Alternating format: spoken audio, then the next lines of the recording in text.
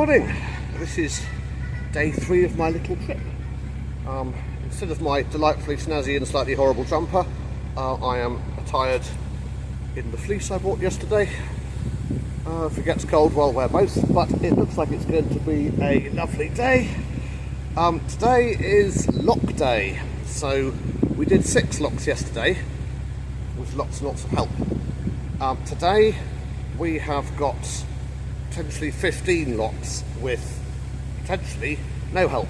So it depends whether they're set for or against me as to whether or not I can be bothered to do them all.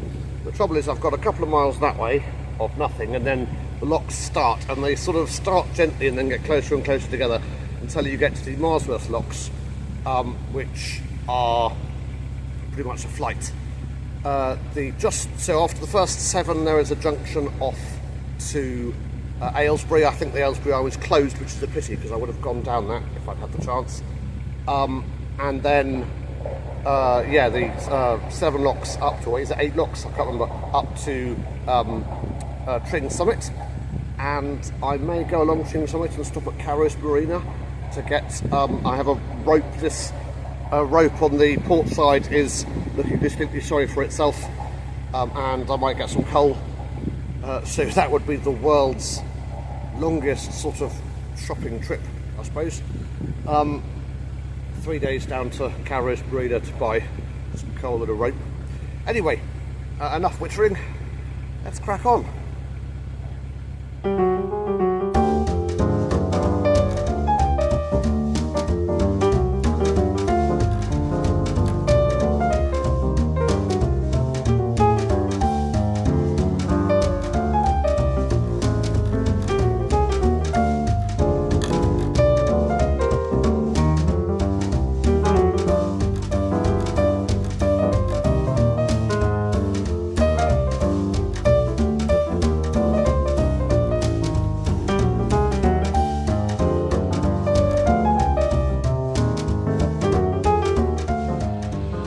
So it begins in this slightly sort of gloomy and cloudy section of, I think, Bedfordshire, but I'm not prepared to guess, possibly Hertfordshire.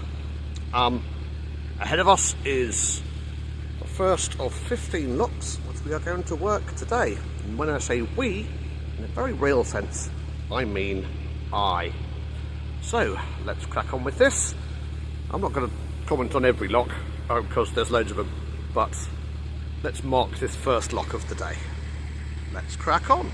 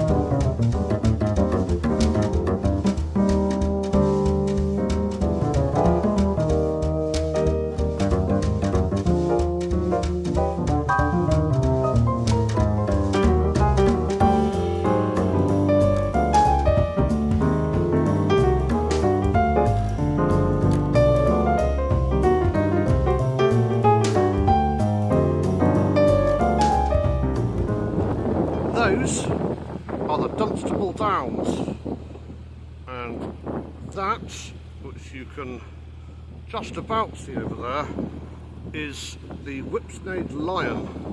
It is a sort of emblem or mascot of Whipsnade Zoo, and it's a big chalk lion cut into the hills in the 1960s. And it is still there. Look at that.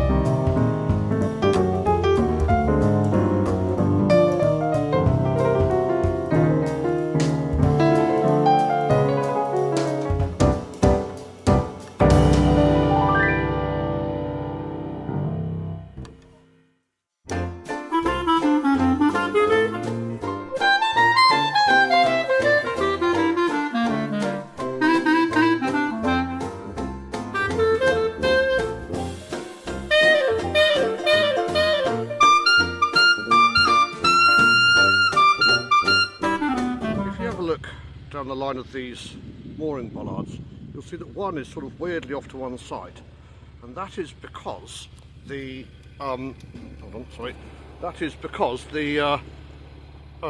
mooring bollard that's out of place was originally on the right hand side of the narrow lock, which you can not see anymore, but was under that bridge there. The gap between the out of place bollard and the next one was the entrance to the lock. So there you go.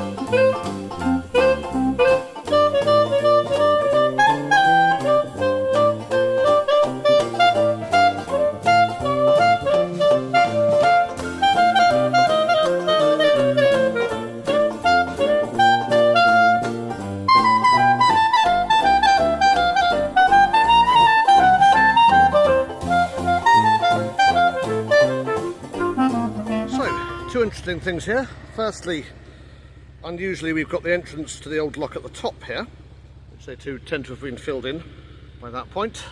And then secondly, ahead we've got allegedly a swing bridge on the map.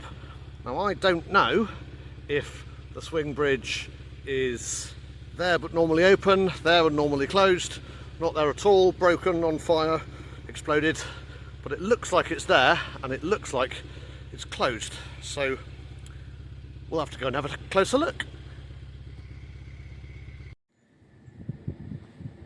Well, this is interesting. There is a swing bridge. Here it is.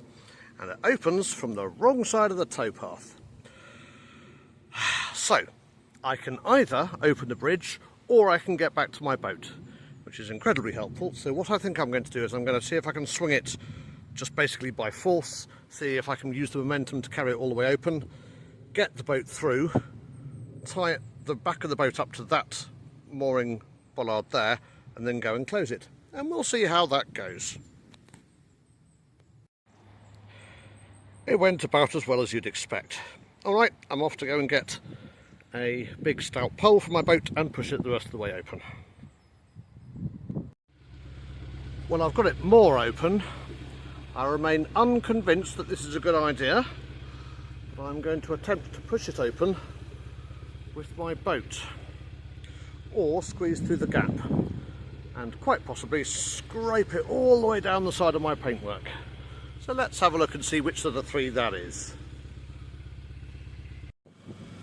Well, now it's 3:30 and I have stopped. Today I did, well, it felt like 1,473 locks. It was in fact 9 locks, but I have stopped because we are at Marsworth Junction, and I want to go and have a look at the first couple of locks down there because they are interesting. So I think I'm going to stop here tonight, and then tomorrow we'll do the rest of the Marsworth flight up to the Trig Summit and go hooray, and then I'll probably just turn around and start back again, because why not? The canal looks totally different going the other way anyway. Right, let's go and have a look at those interesting locks. Well, I promised you something interesting, and we are going to get to it. We're going to look at something else interesting first. So this is the Aylesbury arm of the Grand Union Canal, and it is notable for being a narrow canal. These locks are only 7 feet wide. Unfortunately, I can't come down here, otherwise I would. And the reason I can't come down here is that this is still a very visible victim of the canal water crisis, which happened this summer. Now you may be thinking, hold on a minute, the water there's overtopping the lock, so surely there's plenty of water in this canal.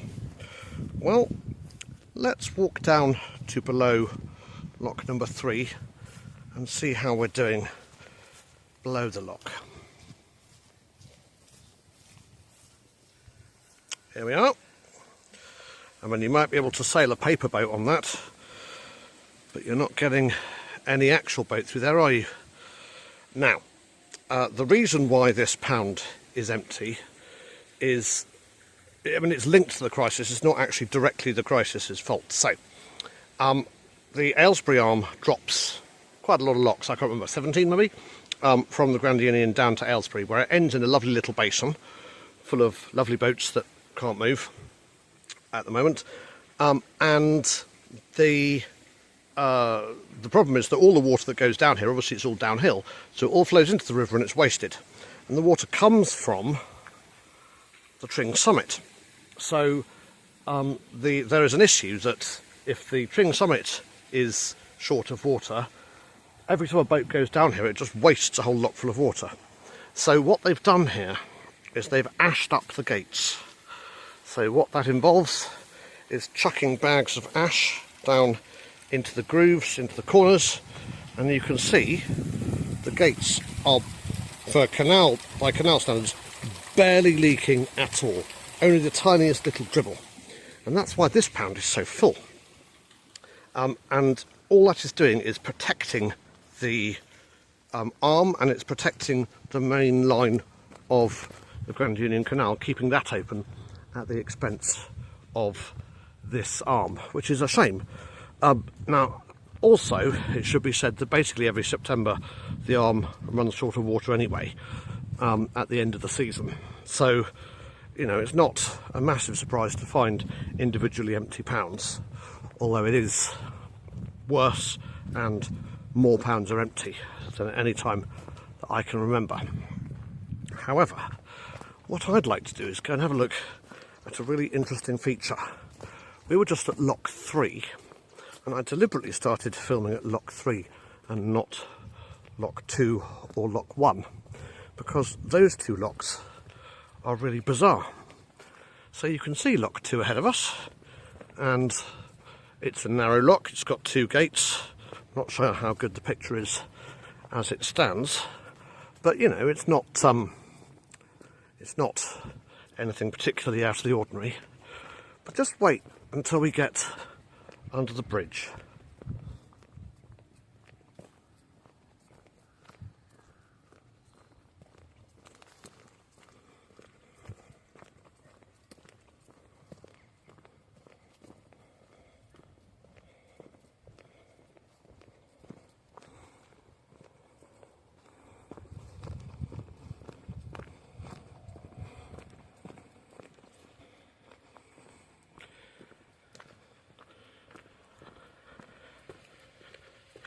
Okay, as we go under the bridge, we start to see the first really odd thing about this lock.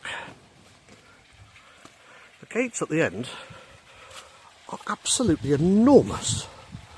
They seem to be twice as high as they need to be. And the reason is that if we go and have a look at the top gates of lock number 2, we discover that they are in fact also the bottom gates of lock number 1. So this is 2 lock chambers with 3 sets of gates. It's called a staircase lock.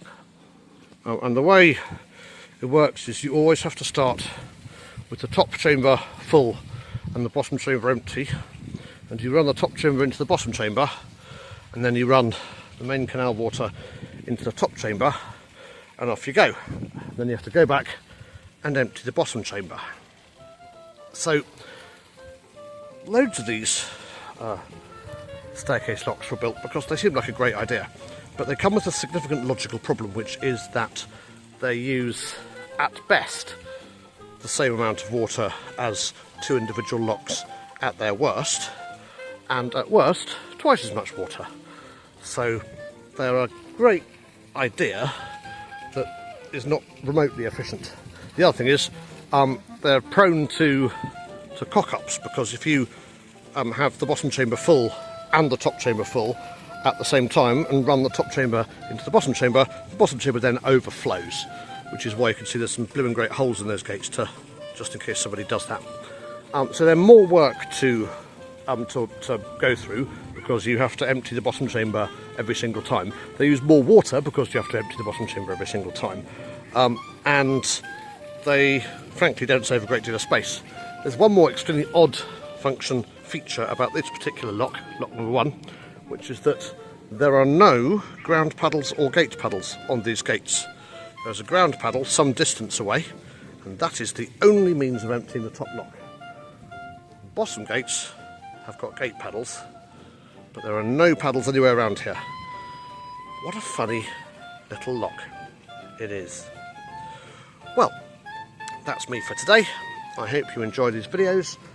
I think I will do one more video tomorrow, and then I'll retrace my steps back home anyway, so you don't need to see that. You can just play the old videos in reverse. And so yeah, I will see you tomorrow for the last video in this little series. If you like these videos, please do like and subscribe. Goodbye.